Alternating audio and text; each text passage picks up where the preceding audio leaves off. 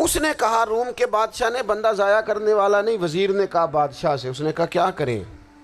کچھ ایسا کریں کہ یہ معاذ اللہ ہمارے دین میں آ جائے۔ اور قرآن مجید نے واضح کہہ دیا ہے کہ یہودی اور عیسائی تم سے راضی نہیں ہو سکتے حتی تتبع ملتہم، جب تک کہ تم ان کے دین کی پیروی نہ کرو، ان کو کسی طریقے سے معاذ اللہ عیسائی بنایا جائے۔ تو بادشاہ کہنے لگا 2-3 چیزیں ہیں جس سے کوئی بندہ بھی خریدا جا سکتا ہے، کر لیتے ہیں بات۔ نبی پاک علیہ السلام کی جو محبت ہے نا، وہ انسان کے لیے زندگی کو آسان کر دیتی ہے۔ حضور سے پیار ہوتا ہے نا تو بندہ نفرت کرنی ویسے ہی چھوڑ دیتا ہے۔ حضور سے پیار کرتا ہے، ہرس ہوس لالچ ویسے ہی نکل جاتا ہے۔ جب حضور سے محبت ہو جاتی ہے، نماز پڑھنا، درگزر کرنا، درود شریف پڑھنا، قرآن پاک پڑھنا، دین کی خدمت کرنا، حتیٰ کہ جان دینا بھی آسان ہو جاتا ہے۔ نبی پاک علیہ السلام کی محبت انسان کو کبھی بھی پریشان نہیں ہونے دیتی، الجھنے نہیں دیتی، تازہ دم رکھتا ہے حضور کا پیار۔ شرط یہ ہے کہ محبت صحیح ہو، اصلی ہو، باطن میں ہو۔ یہ آپ کے ذہن کے اندر کبھی بھی کسی بدبو کو نہیں آنے دے گی، طبیعت کو تازہ دم رکھے گی، سکون میں رہیں گی۔ لیکن نبی پاک علیہ السلام کی محبت کے کچھ تقاضے ہیں، ان تقاضوں کو سمجھنا پڑے گا۔ بالخصوص امت اس وقت جس جگہ پہ کھڑی ہے، آپ دیکھیں کہ اتنی بربریت اور اس جیتے جاگتے دیکھتے ماحول میں کہ جس میں ہر چیز کیمرے کی آنکھ دیکھ رہی ہے، اس میں اس قدر زیادہ اسرائیل کی جارحیت، اس کے جواب میں 2-3 تازیانے ہیں وہ سمجھنے والے۔ ایک ہے کہ میں کوئی جذباتی بات کروں گا، آپ اس کی تائید کر دیں گے۔ ایک ہے کہ پہلوؤں پر غور کرنے کا وقت ہے کہ اتنے کٹھن ماحول میں بھی اگر مسلم امہ کے لیڈر بیدار نہیں ہو رہے تو آپ کو پس منظر سمجھنا پڑے گا کہ ہم نے نبی پاک کی محبت کے تقاضوں کو نہیں سمجھا۔ حضور سے محبت ہے نا تو پھر نبی پاک کو تو سادہ طرز زندگی پسند ہے، حضور کو تو پسند نہیں ہے۔ اللہ کے محبوب نے تو دعا مانگ کے فقیری لی اللہ تعالیٰ سے۔ آپ کو پتہ ہے جب بندہ بہت زیادہ آسانیوں میں چلا جاتا ہے، بہت زیادہ اس کے پاس سہولیات ہو جاتی ہے، اس کا مرنے کو دل نہیں کرتا۔ خود نبی پاک علیہ السلام نے فرمایا قیامت کے قریب کافر تم پر جھپٹیں گے جس طرح بھوکے لوگ کھانے پر جھپٹتے ہیں۔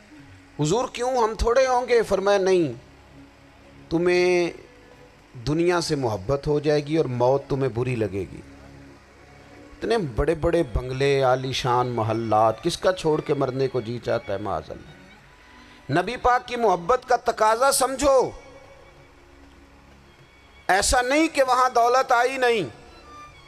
حضور تو فرماتے ہیں کہ اللہ نے خزانوں کی کنجیاں میرے ہاتھ میں رکھ دی ہیں، لیکن میں نے عرض کیا مالک ایک وقت روٹی دینا اور ایک وقت کا فاقہ دینا۔ کنجیاں خزانوں کی اللہ نے دی۔ جب تک آپ اپنا طرز زندگی، یہ جو بہت دنیا کا پیار ہے نا، بہت زیادہ مرنے کی ہرس، یہ بہت زیادہ جینے کی ہرس، تو اللہ تعالیٰ نے قرآن پاک میں یہودیوں کا طریقہ بیان کیا کہ وہ کبھی مرنے کی تمنا نہیں کریں گے کیونکہ جینے کی ہرس رکھتے ہیں۔ نبی پاک علیہ السلام کے غلاموں، طرز زندگی جب تک سادہ نہیں ہوتا اور جب تک یہ دنیا کے جھمیلوں سے کسی کو دولت دے کر پیچھے کر دیا جاتا ہے، کسی کو عہدہ دے کر چپ کرا دیا جاتا ہے، کسی کو اقتدار دے کر چپ کرا دیا جاتا ہے، رسول اللہ صلی اللہ علیہ وسلم کے سچے غلام ان ایک بات کی سمجھ آ گئی تھی کہ ہمیں ہمارے رب نے کہا ہے قُلْ إِن كُنْتُمْ تُحِبُّونَ اللَّهَ فَاتَّبِعُونِي يُحْبِبْكُمُ اللَّهُ۔ اے محبوب آپ ان سے فرما دیں اگر رب سے محبت کرنا چاہتے ہیں تو آپ کی پیروی کریں، اللہ خود ان سے محبت فرمائے گا جب رب بھی ان کا ہو جائے گا، جب رب بھی ان کا کی محمد سے وفاتوں نے تو ہم یہ جہاں چیز ہے کیا، یہ لوح و قلم تیرے ہیں، اس کا کیا مطلب ہوا؟ لوح و قلم، قلم لکھتی ہے نا تقدیریں، مقدر فیصلے، تو لوح و قلم تیرے ہیں، اس کا مطلب یہ ہے کہ پھر رب کریم تیرے اوپر فضل کرے گا، اور وہ جن فیصلوں کی امت کو دیانت سے چاہت ہے اللہ اپنے فضل سے وہ فیصلے فرمائے گا۔ جب تک زندگی حضور کی غلامی کی طرف نہیں جاتی وہ اللہ تعالیٰ کی تائید نہیں پاتی۔ حضرت عبداللہ ابن حذافہ رضی اللہ تعالیٰ عنہ کو رومیوں نے قید کر لیا تھا، اور جب رومی آپ کو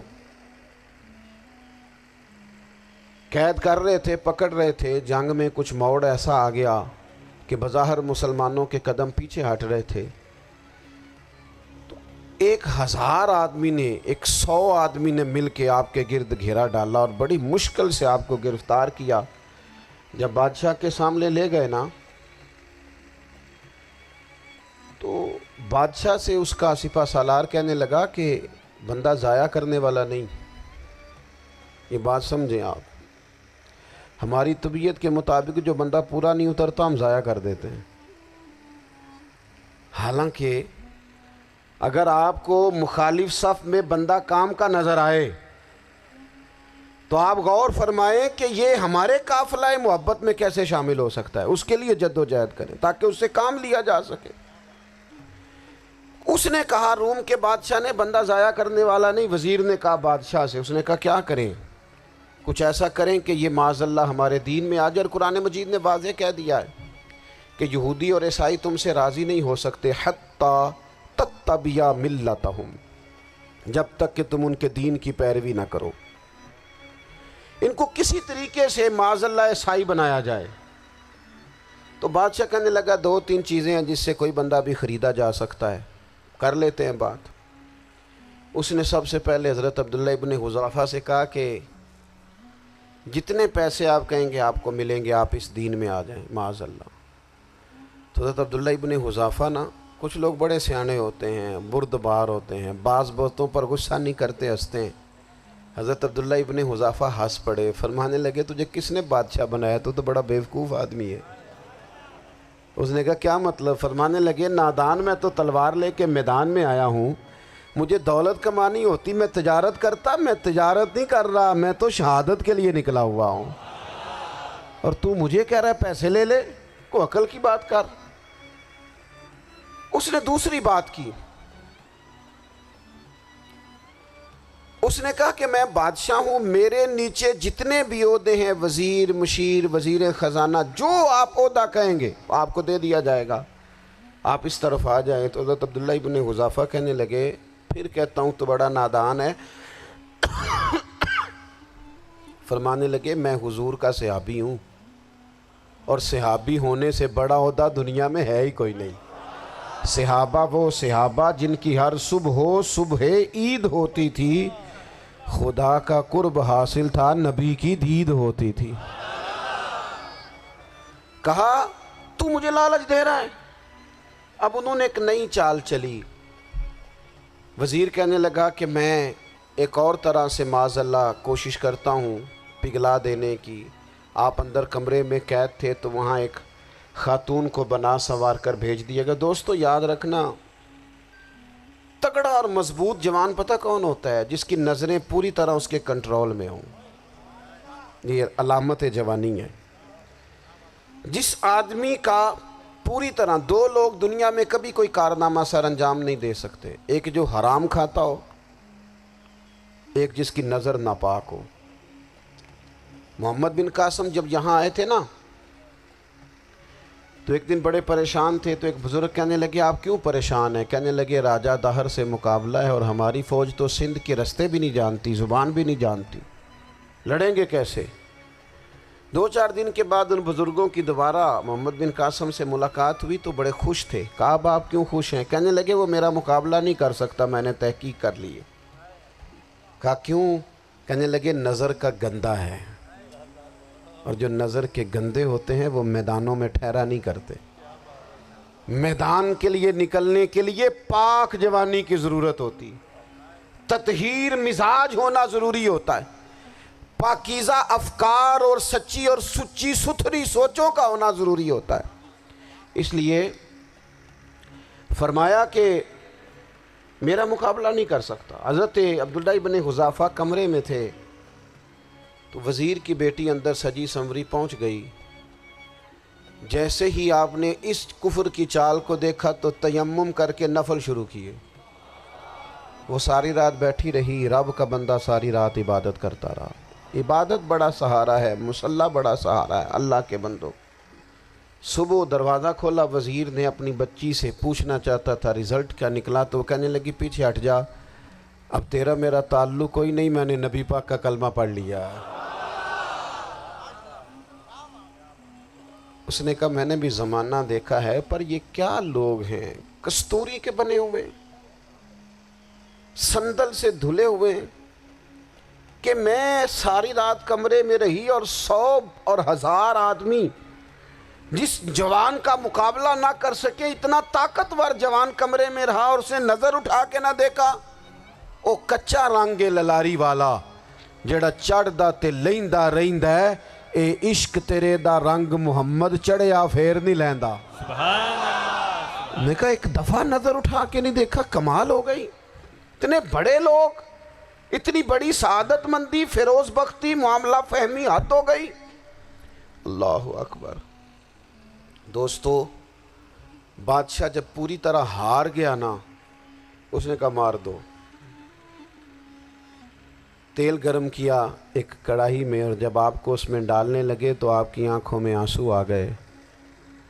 بادشاہ کا خیال ہوا شاید نرم ہو گئے ہیں. کہنے لگا روئے کیوں؟ فرمانے لگے سوچتا ہوں جان ہی ایک ہے، کتنا مزہ ہے اس کی راہ میں جان دینے کا، کتنی لذت ہے اس کے نام پر مرنے میں، کتنا لطف ہے. جے تو چڑھیا اتے دار بھی نہیں، تے جے تو وکیا عشق بازار بھی نہیں، تے ایڈا سستا سودا پیار بھی نہیں، تے ایڈا سستا لبدا یار بھی نہیں. کئی جنگل گانے پیندے نی، کئی دوزخ لنگنے پیندے نی، جے وہ اس ملوں بھی مل جاوے، ایدوں سستا ہور بپار بھی نہیں. تے کچھ سمجھ نہ آوے لوکاں نوں وہ کادے نال شہید کرے، ڈٹھی یار دے ہاتھ تلوار بھی نہیں، پر او دا خالی جاندہ وار بھی نہیں. کہنے لگے ایک جان ہے نا، تو دل کرتا ہے ہزاروں ہوتی تو ایک ایک کر کے محبوب کے نام پہ قربان کرتا. جب میرے پاس ہے ہی ایک، کروں کیا؟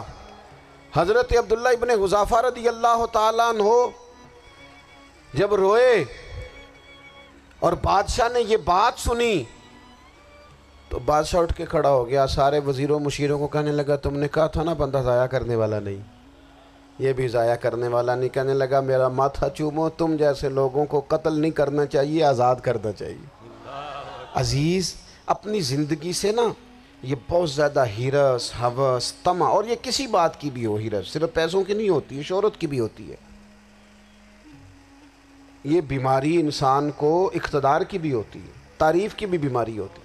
یہ سارے نقص ہوتے ہیں لوگوں کو، اور معاذ اللہ بعض جبوں کبوں کے اندر بھی ہوتے ہیں، وہاں بھی پنپتے ہیں.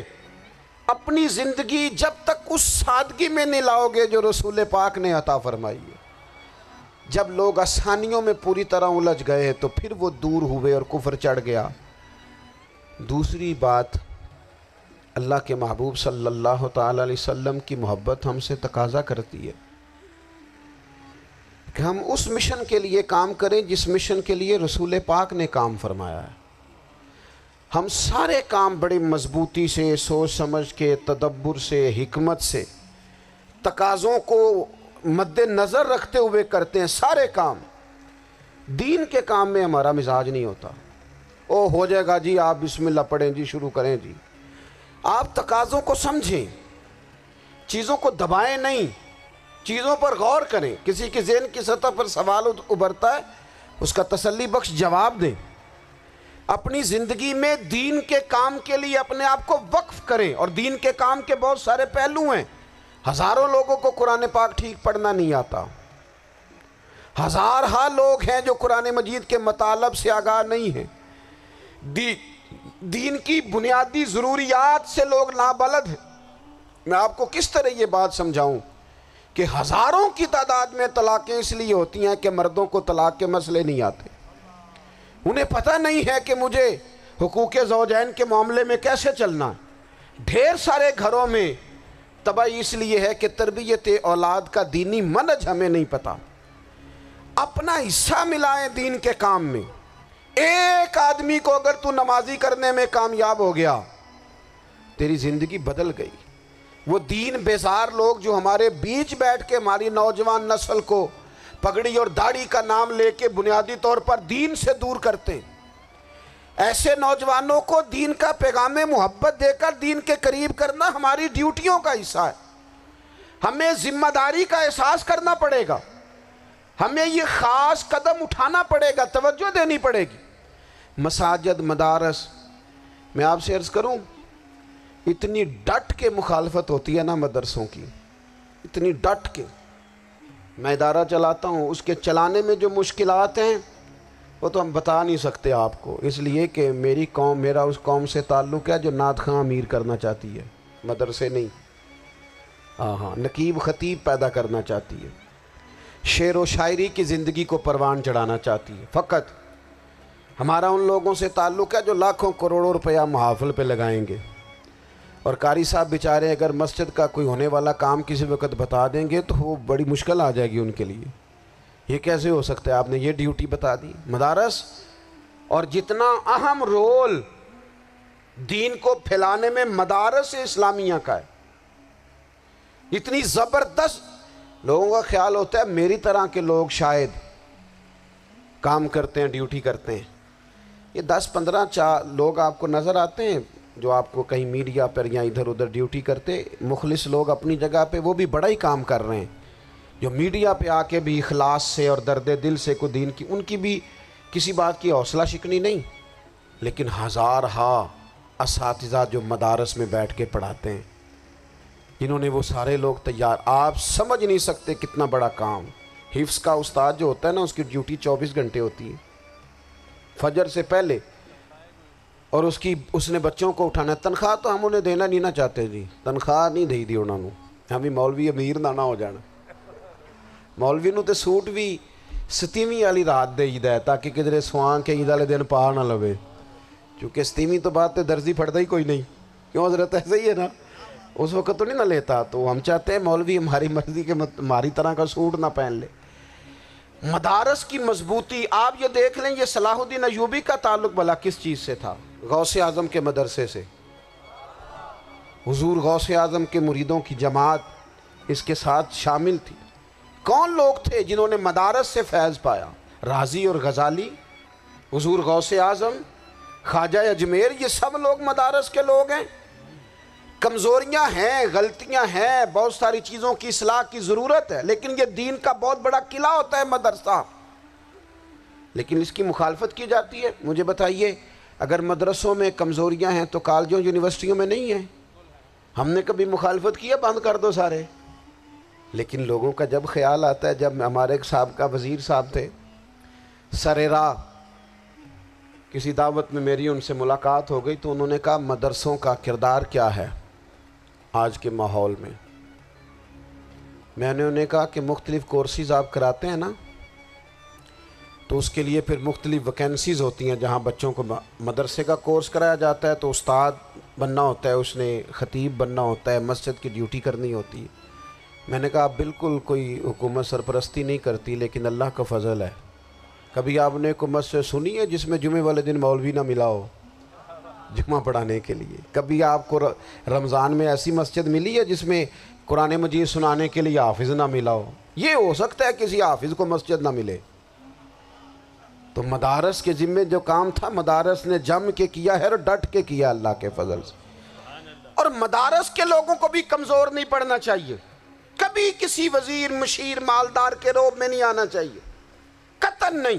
کیوں کہ یہ وہ عظیم لوگ ہیں رسول اللہ صلی اللہ علیہ وسلم کے دین کے غلام، کہ ابھی ایک لفظ نہیں پڑھا ہوتا الف با تا سا، پہلے دن گھر سے نکلتے ہیں تو حضور فرماتے ہیں اللہ کے فرشتے ان کے پیروں کے نیچے پر بچھا بھی دیتے ہیں.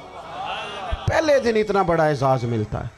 تو حضور کی محبت کا تقاضا ہے دین کا کوئی کام کیا جائے. ایک خاتون مسجد نبوی شریف میں جھاڑو دیتی تھیں پر کوئی کام تو کرتی تھی نا. اور کس مسجد میں؟ جہاں 70,000 فرشتے صبح آتے ہیں، 70 شام آتے ہیں. اس مسجد میں وہ خاتون جھاڑو دیتی تھی، بخاری ہے۔ جب ان کا انتقال ہو گیا، صحابہ نے سوچا کہ حضور کو تکلیف ہوگی، بغیر بتائے جنازہ پڑھ دیا۔ حضور صبح تشریف لائے، تازی قبر دیکھی، اور محبوب وہ ہیں جو فرش پہ کھڑے ہو کے عرش کی خبریں دیتے ہیں۔ نبی پاک علیہ الصلوۃ والسلام نے فرمایا کہ مجھے اطلاع کیوں نہیں دی اس کے انتقال کی؟ یہ کرم دیکھو، کوئی ڈیوٹی تو کرتی تھی نا یار، پر خلوص سے، پر پیار سے، پر اللہ کو راضی کرنے کے لیے، پر درد دل سے۔ اور دین کی ڈیوٹیاں کرنے والے دوستو سنو، حضور صبح آئے، قبر کو دیکھ کر فرمایا مجھے کیوں نہیں بتایا؟ یا رسول اللہ آپ کو تکلیف دینا مناسب نہ جانا؟ تو قبر پہ کھڑے ہو کے حضور نے فرمایا صف بناؤ، میں دوبارہ جنازہ پڑھاؤں گا۔ صف بناؤ، میں دوبارہ جنازہ پڑھاؤں گا۔ کوئی ڈیوٹی تو۔ تیسرا تقاضا حضور کی محبت کا، سمجھو میں بس بڑی جلدی بات سمیٹنے لگا ہوں۔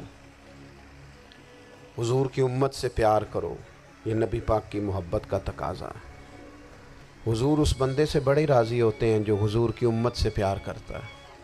آپ کو پتہ ہے حضرت جبریل امین علیہ السلام نے معراج کی رات حضور علیہ الصلوۃ والسلام سے عرض کی تھی کہ اللہ کی بارگاہ میں عرض کیجئے گا میری بھی ڈیوٹی لگ جائے آپ کی امت کے ساتھ محبت کرنے پر۔ تو یہ کیوں کہا تھا انہوں نے؟ علماء نے لکھا اس لیے کہا تھا کہ حضرت جبریل بھی جانتے ہیں کہ حضور کی امت سے محبت کی بات کی جائے نا تو نبی پاک راضی ہوتے ہیں۔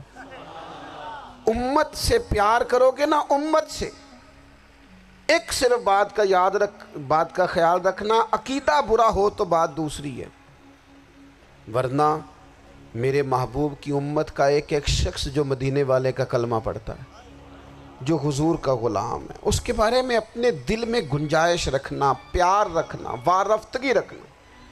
اور دوستو یہاں لوگ کس طرح گروہوں کو، جماعتوں کو سپورٹ کرتے ہیں۔ نبی پاک نے اس امت کی کثرت پر فخر بیان کیا، اور حضور فرمانے لگے 120 صفیں جنتیوں کی ہوں گی، قیامت میں 80 صفیں صرف میری امت کی ہوں گی۔ میں کثرت امت پر فخر کروں گا۔ ان لوگوں سے پیار کرنا ہے، ان کے دکھ درد کو سمجھنا ہے۔ پتہ ہے آج کیا ہوتا ہے؟ آج ہمیں نا مختلف چھوٹے چھوٹے ملکوں میں بانٹ دیا گیا، تو ہم کسی دوسرے مسلمان بھائی کا درد نہیں محسوس کرتے، ہم گھروں میں نہیں محسوس کرتے۔ پڑوسی پر ظلم ہو رہا ہو تو ہم کہنے پتر ساڈا نہیں مسئلہ، یہ دا مسئلہ ہے، تینوں کی لگے۔ حالانکہ پڑوسی کی آگ اس لیے بھی کسی وقت بجھا دینی چاہیے کہ پڑوسی کی نہ بجھائی جائے تو اپنا گھر بھی زاد میں آ جاتا۔ آج امت مسلمہ سے ہمیں بس لگا دیا گیا اپنے حصے کی روٹی کماؤ، اپنے حصے کی کوٹھی بناؤ، اپنے حصے کی گاڑی خریدو، اپنے حصے کا کام کرو۔ امت کا درد، امت کی بات، وحدت امت کا تصور، امت کا دوبارہ سے وہ شان، ارسل رسولہ بالہدی ودین الحق لیظہرہ علی الدین کلہ، وہ تصور کب ہوگا؟ اس وقت ہوگا جب ہم بات امت کی کریں گے۔ نبی پاک علیہ السلام نے فرمایا مسلمان کی مثال ایک جسم کی طرح ہے، جسم کے ایک حصے کو تکلیف ہو تو سارا آزمائش میں آ جاتا ہے۔ مجھے بتاؤ یہ انگلی درد کرتی ہو، یہ انگلی جسم کا حصہ ہے نا، تو میرا خیال ہے دماغ یہ کہہ دے گا کہ انگلی کی درد ہے نا منو کی لگے، دل کہہ دے گا کوئی نہیں ٹینشن لینے، انگلی کا مسئلہ ہے نا۔ ایسا نہیں ہوتا، بلکہ جب انگلی میں درد ہوتی ہے تو دماغ منصوبہ بندی کرتا ہے کہ اس کا علاج کیسے ہو سکتا ہے، دل پریشان ہوتا ہے، پیر چل کے جاتے ہیں، ہاتھ وہ دوائی وصول کرتے، دانت اسے چبا کر، حلق اسے نگل کر، معدہ اسے ذخیرہ کر کے جسم میں پھیلاتا ہے، پھر جا کے انگلی شفا پذیر ہوتی ہے۔ ایک حصے کو درد ہو تو سارا حصہ کام پہ لگ جاتا ہے۔ اسرائیل اگر تکلیف دے رہا ہے فلسطینیوں کو تو ہونا چاہیے تھا نا بعض مسلمان حکمرانوں کو نیند نہ آتی، وہ درد دل محسوس کرتے، ہونا چاہیے تھا نا کہ بعض لوگ یہاں ہم کیا کرتے ہیں بھلا بیٹھ کے، اب تو مجھے بعض چیزوں سے کوفت بھی ہونے لگا، ہم دیتے ہیں بیان، مذمت۔ آپ کے بیان دینے سے کیا ہوگا؟ فلانے نے بھی بیان دے دیا، فلانے نے بھی کلپ دے دیا، یہ کیا کر رہے ہیں؟ یہ تو آپ زندہ رہنا چاہتے ہیں. وہ جس طرح آج کل ہمارے ہاں بہت ساری چونکہ جماعتیں ہیں تو کشمیر ڈے آتا ہے نا تو مل کے ریلی نہیں نکالی جا سکتی, سوال نہیں پیدا ہوتا, کیونکہ ہمیں جماعتوں کو زندہ رکھنا ہے. اس جماعت کی خبر الگ لگنی چاہیے, اس جماعت کی خبر الگ. تو ایسے کوئی انقلاب آئے گا؟ یاد رکھنا امت کو پوری کو ایک طاقتور آواز بننا پڑے گا. ہمیں تھوڑا تھوڑا اوپر اٹھ کے سوچنا پڑے گا. خدا را اللہ تعالیٰ مجھے معاف کرے اگر کوئی بات میں سطحی کر رہا ہوں, دل کی گہرائی سے عرض کرتا ہوں اب تو بڑا سخت وقت آ گیا. اب چونکہ اب تو کیمرے کی آنکھ آئی ہے تو وہ زخمی بچے دیکھے نہیں جاتے, وہ تڑپتی مائیں دیکھی نہیں جاتی, وہ سسکتی اور آواز دیتی بیٹیاں سنی نہیں جاتی. وہ آوازیں ایسی ہیں جیسے وہ رات کے سناٹوں میں چیخیں بن کے لوگوں کو جگایا کریں گی. خدا را کچھ جرم ایسے ہوتے ہیں جن کی سزائیں بڑی سخت ہوتی ہیں, جن کی معافی بڑی مشکل سے ہوتی. اپنے اندر جذبہ ایمانی پیدا کریں. اور میرے دوستو بستر پر بھی تو لوگ ماری جایا کرتے ہیں نا. اپنی زندگی رسول اللہ صلی اللہ علیہ وسلم کے دین کے نام کرو. جذبہ جہاد, شوق شہادت اور عشق رسول, یہ عناصر ہیں جو امت مسلمہ کو پیروں پر کھڑا کریں گے. 2 منٹ کے لیے سوچو, امت اگر اسی طرح کٹتی رہی, پریشان رہی, دکھتی رہی اور باری باری کر کے, اقبال نے کیا کہا تھا؟ اس نے کہا تھا وطنوں میں, انہوں نے کہا تھا کہ ان تازہ خداؤں میں بڑا سب سے وطن ہے, جو پیرہن اس کا ہے وہ مذہب کا کفن ہے. تو اقبال ہم کیا کریں, کہنے لگے بازو تیرا توحید کی قوت سے قوی ہے, اسلام تیرا دیس ہے, کیونکہ تو مصطفی ہے. تو بحیثیت مسلمان سوچنا شروع کر, بحیثیت مسلمان. اور یوں تو سید بھی ہو, مرزا بھی ہو, افغان بھی ہو, تم سبھی کچھ ہو, بتاؤ کہ مسلمان بھی ہو. تمہارے اندر کہیں سے کوئی مومن بھی بولتا ہے کہ نہیں؟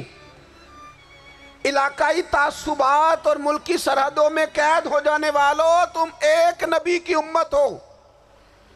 کیوں نہیں سمجھتے کہ جب کشمیر کی بیٹی روتی ہے تو مدینے والے محبوب پاک علیہ السلام کی امت کی بیٹی روتی ہے, جب فلسطین کی بیٹی روتی ہے تو امت کی بیٹیاں روتی. خدا را کچھ درد دل اپنی طبیعت میں پیدا کریں. میں حکمرانوں کی بات نہیں کرتا, میں تو عام لوگوں سے ایسے تبصرے سنتا ہوں جو نہیں کرنے چاہیے.